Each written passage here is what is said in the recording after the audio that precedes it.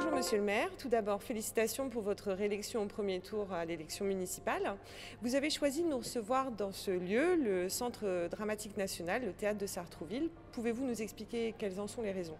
Oui, j'ai souhaité le faire parce que c'était un petit clin d'œil d'abord à ce que nous faisions, comme vous l'avez indiqué par le passé, mais aussi au monde de la culture. Nous avons un théâtre sur Sartrouville, un cinéma, beaucoup d'activités artistiques et ces activités, la pandémie les empêche et je voulais marquer mon soutien à tout le monde de la culture, au monde du théâtre, au monde du cinéma, pour leur dire que j'espère de tout cœur comme eux que la vie normale reprendra son cours. Justement, comment vous avez vécu cette année 2020? Ça a été une année très particulière au sens où je pense que personne ne pouvait imaginer de vivre ce que nous avons vécu à partir de mars dernier, même s'il y avait déjà un certain nombre d'éléments dans les journaux ou à la télévision ou sur les réseaux concernant cette pandémie. Alors je crois que vous avez prévu une petite rétrospective de quelques points que je vous avais indiqués qui, moi, ont fait mon année en quelque sorte, même si bien sûr ce n'est pas exhaustif. Oui, nous avons sélectionné 5 images et je vous propose de commenter la première. Alors ça, c'est d'ailleurs vous remarquez que nous n'avons ni masque, nous sommes proches les uns des autres. C'était juste avant le départ du confinement. C'est notre cellule de crise et nous avons tout au long de cette année, nous nous sommes retrouvés, des fonctionnaires, des policiers, des enseignants, des personnels de santé, des médecins, notamment la directrice du centre municipal de santé, pour essayer de voir ensemble, de comprendre ce qui se passait et de mettre en place les mesures. Et puis j'ai essayé, avec le service communication de la ville, de faire en sorte que l'information la plus transparente, la plus claire possible, soit donnée à l'ensemble des Sartrouvillois. C'est ce que nous avons fait donc, tout au long de l'année. Donc pour moi, c'est vraiment un marqueur de cette année. Bien sûr, seconde image, c'est la distribution de masques. Alors aujourd'hui, le masque est devenu l'outil ou le moyen de protection que tout le monde porte, mais rappelez-vous cette crise, entre guillemets, dans la crise, avec les masques, nous n'avons rien. Et donc, il a fallu se livrer à une course aux masques. Et pour ça, il a fallu faire preuve d'imagination. Alors, je me rappelle quand même être allé en Seine-Saint-Denis chercher les premiers masques que nous avons distribués avec le journal, masques en tissu, accompagnés d'un camion avec des policiers armés pour pas qu'on se fasse voler en cours de route. Et puis ensuite, il y a eu la région qui est arrivée, qui nous a énormément aidés. Et puis, j'ai été marqué aussi par la très grande difficulté de l'État à s'organiser face à la pandémie, puisqu'au fond, c'est nous, je ne le cache pas, qui avons équipé des services d'État qui n'avaient rien à ce moment-là. Et on a pu voir ce dénuement qui était le dénuement collectif de ce début d'épidémie. Justement, on vous a vu très mobilisé aux côtés de vos élus. Voilà, est-ce que vous pouvez nous raconter un peu? Il y a le volet, bien sûr, de la pandémie. Donc, il y a le travail en matière de santé, des médecins, des pharmaciens, de l'ensemble des personnels, des infirmières, infirmiers. Il y a bien évidemment aussi toute la difficulté que nous avons eue jusqu'à très récemment pour bénéficier de tests et voir quelle était la situation réelle sur la ville. Et puis aussi la situation des EHPAD, qui était une situation terrible dans ce premier confinement et qui s'est là aussi un peu améliorée depuis, tout en restant extrêmement tendue. Et à côté de ça, la situation des commerces fermés, des commerces qui ne pouvaient pas reprendre. Et ça, c'est le symbole avec Alexandra Dublanche et M. Sanchez. On avait quelques masques offerts par la région et donc nous sommes allés distribuer nous-mêmes à l'ensemble des commerçants qui avaient pu ouvrir ou qui faisaient de la vente à distance. Et c'est pour moi un souvenir fort de la période que nous avons vécue. Un autre souvenir fort sur lequel vous souhaitiez revenir, c'était la mobilisation exceptionnelle des Sartrouvillois. Oui, parce qu'on a toujours tendance à montrer du doigt notre époque, à parler d'individualisme, d'égoïsme, de gens qui ne se mobilisent pas. Eh bien, c'est tout le contraire. Nous avons eu tellement de bénévoles, tellement de volontaires, qu'à la fin, nous ne savions même plus comment les occuper, comment les intégrer dans notre dispositif. Donc il y a eu une mobilisation extrêmement forte des gens, parfaitement bénévoles, parfaitement gratuits, qui étaient là et qui tout de suite nous ont dit on est présent. Que peut-on faire? Et là, c'est un symbole. C'est au début de l'année, il n'y avait pas de masque, il n'y avait pas de blouse, il n'y avait pas de gants. Rappelez-vous, il n'y avait rien. Un pays quand même qui se targue d'être une puissance mondiale, rien. Et donc, il a fallu prendre des tissus que nous avions et des bénévoles ont cousu et ont constitué ces premières blouses qui ont été distribuées dans les hôpitaux. qui ont été distribués aussi dans les EHPAD et qui ont accompagné l'effort collectif de protection pour les soignants dans cette maladie. Vous avez voulu revenir sur la mobilisation également des services municipaux qui ont été à pied d'œuvre tout au long de cette pandémie avec cette image. Oui, parce que cette image, c'est à la fois l'image de la mobilisation, mais c'est l'image aussi de la dimension humaine de la pandémie. J'ai été très marqué par ce qui s'est passé dans les EHPAD, notamment en début d'année, en me disant il y a des gens qui souffrent, il y a des gens qui sont malades, et au-delà, des gens qui meurent seuls. Et je trouve que c'est le comble de l'horreur, de l'abomination. Et donc, pour moi, dès le départ, avec ma première adjointe, Emmanuelle Aubrin, avec les agents du CCAS, avec la Croix-Rouge, avec les Restos du Cœur, nous nous sommes dit il faut à tout prix être présent également sur le volet humain et aider ceux qui en ont besoin. Les seniors, comme je disais tout à l'heure, seuls, qui se retrouvaient seuls, inquiets, loin de leur famille. Également les gens qui n'avaient plus rien, et encore aujourd'hui, parce qu'on parle beaucoup de la pandémie, on parle beaucoup du côté sanitaire, on parle moins du volet social, mais dans cette affaire, il y a des gens qui ont tout perdu, qui ont besoin qu'on les aide à payer leur nourriture.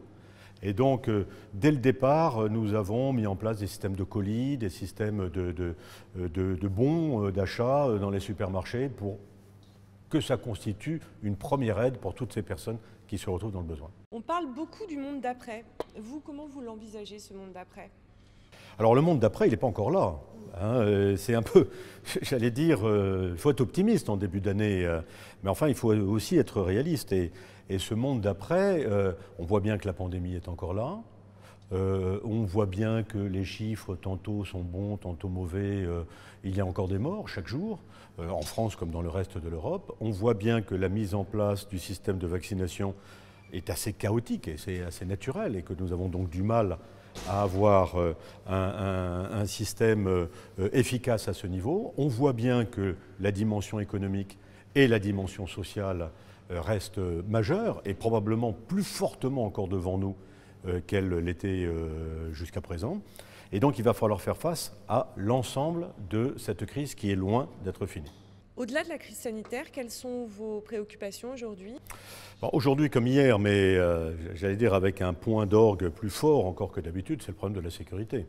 Enfin, notre pays est frappé régulièrement par des actes de terrorisme et rappelez-vous, fin 2020, l'assassinat de Samuel Paty, enseignant à un collège à 2 stations de RER d'ici, puis le martyre de personnes dans une église à Nice. Et donc on voit bien que cette préoccupation, au-delà de la délinquance habituelle, mais cette préoccupation de lutte et de prévention contre le terrorisme est présente. Nous sommes dans Vigipirate, nous devons mobiliser beaucoup de moyens policiers, police nationale et police municipale, mais également l'ensemble des services qui concourent à la sécurisation des bâtiments, des écoles, des crèches. Donc c'est vraiment une préoccupation fondamentale et qui d'ailleurs, les gens ne le savent pas forcément, mais qui anime mon action avec le préfet, avec la nouvelle directrice départementale de la sécurité publique, avec les services de renseignement territoriaux, avec la police municipale. C'est une préoccupation quasiment quotidienne. Vous diriez que 2021 sera l'année de la vigilance dans tous les domaines ? C'est l'année, j'allais dire, c'est l'année de la résilience aussi. De la résilience et de la vigilance.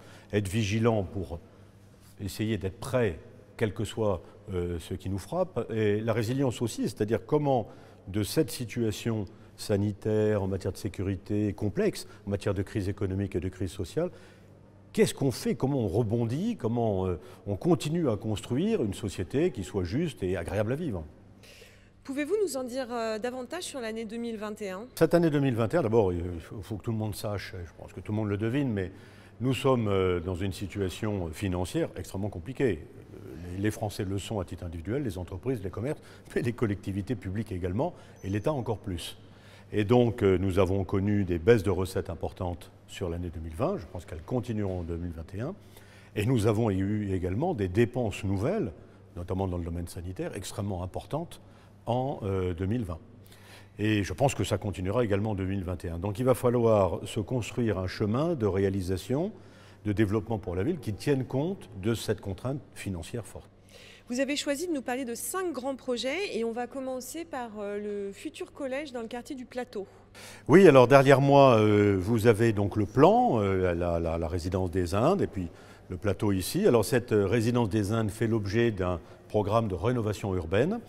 Et d'ailleurs, ce programme de rénovation urbaine est voté à la fois par le département des Yvelines, c'est le cas, par la ville dans son conseil municipal, et également acté par l'État, la préfecture et l'Agence nationale de rénovation urbaine. C'est un projet extrêmement important sur plusieurs années qui vise à transformer l'habitat dans la résidence des Indes et à développer fortement la mixité au sens où nous allons construire de l'accession à la propriété alors qu'aujourd'hui c'est un quartier uniquement de logements sociaux. Pour accompagner ce mouvement, nous avons, quand je dis nous, c'est pas seulement la ville, c'est l'État et le département, pensé qu'il fallait améliorer l'outil éducatif. Et c'est pourquoi nous avons acté la construction d'un nouveau collège qui se situera derrière le théâtre, juste derrière ce centre dramatique national, avec une cité scolaire, c'est-à-dire également une école primaire, école maternelle, et un nouveau gymnase sur les terrains qui étaient occupés jusqu'à présent par une jardinerie. L'objectif, c'est l'ouverture de cet ensemble en 2025. Autre sujet très attendu, c'est la rénovation de la place nationale. Alors c'est un sujet d'importance parce que c'est une place qui aujourd'hui, outre des aspects esthétiques problématiques, mais c'est une place qui connaît de la délinquance, en dépit de l'action de la police municipale et nationale et de lutte contre les trafics. Et on se doit, pour les habitants, pour les riverains, d'améliorer la qualité de vie. Et donc ça passe par une meilleure maîtrise des commerces, ça passe par une meilleure maîtrise de la circulation et du stationnement, donc nous allons redessiner la place. Ça passe également par le traitement des façades d'immeubles, notamment des immeubles sociaux, 3F et 1001 Vie Habitat, qui sont d'accord avec nous. Et donc dès 2021, nous allons transformer complètement cette place, nous allons l'embellir, nous allons changer l'éclairage public, tout en conservant ce magnifique platane en plein milieu. Dans le vieux pays, un nouveau groupe scolaire, pouvez-vous nous en dire davantage? Oui, alors c'est un projet d'importance, puisque il va se situer sur les terrains qui sont en haut de la rue Voltaire. Si vous passez devant, vous verrez que les travaux ont commencé, puisqu'il y avait un des plus vieux centres aérés de Sartrouville. Et donc nous allons construire là un groupe scolaire, c'est-à-dire que nous allons construire du primaire, des maternelles et également un nouveau centre aéré, moderne, accueillant, avec aussi toutes les préoccupations écologiques, puisque nous sommes en train de travailler sur des modes de chauffage bois, avec les principes d'isolation, etc. Voilà, c'est un très beau projet, c'est un projet communal, c'est un projet au service des enfants et des familles que nous mènerons à partir de 2021. Alors 2021, c'est la phase la moins visible puisque c'est les marchés, les choix d'architectes, etc. Et nous allons passer ensuite en 2022-2023 sur les travaux, ouverture 2023. Et enfin, un sujet qui vous tient à cœur, c'est celui de l'environnement. Oui, parce qu'on voit bien la préoccupation de plus en plus grande de l'ensemble de nos concitoyens sur l'environnement. Alors pas seulement des plus jeunes, comme on a l'habitude de le dire, mais toute la population. Alors chacun le voit à sa manière. Alors nous avons voulu l'illustrer avec cette vache municipale. C'est une pie bleue. Alors des pies bleues, il n'en reste plus que 17. Et c'est un clin d'œil aussi à la biodiversité. Alors au-delà, l'écologie pour nous, c'est l'énergie, on chauffe comment, on éclaire comment nos bâtiments et la ville. Donc c'est le travail sur ce thème. C'est aussi l'éducation et l'écologie, qu'est-ce qu'on fait dans les écoles ou dans les écoles maternelles ou au collège ou au lycée. C'est aussi le développement des jardins familiaux. Au total, avec les 56 jardins que nous allons mettre en œuvre cette année, nous arrivons à un total de 170 jardins. Donc c'est un effort qui est important. Voilà, ça se traite de tas de manières et je veux que ça soit le plus collectif possible. C'est pour ça que nous avons mis en place un comité consultatif citoyen pour discuter ensemble des thématiques de l'écologie. Nous avons mis en place aussi un budget participatif qui peut aussi servir à ça et qui permet à chacun d'être acteur du développement environnemental de notre ville. Et enfin, alors je vais vous laisser le mot de la fin pour conclure. Quel message vous souhaitez adresser aux Sartrouvillois? Eh bien, un message de travail, de solidarité, de résistance aussi. Quand l'époque n'est pas bonne, eh ben, il faut savoir faire face. Et donc, je pense que tous ensemble, en travaillant avec pragmatisme, en travaillant avec énergie, avec courage, eh ben, nous pouvons continuer à construire une ville au service de tous.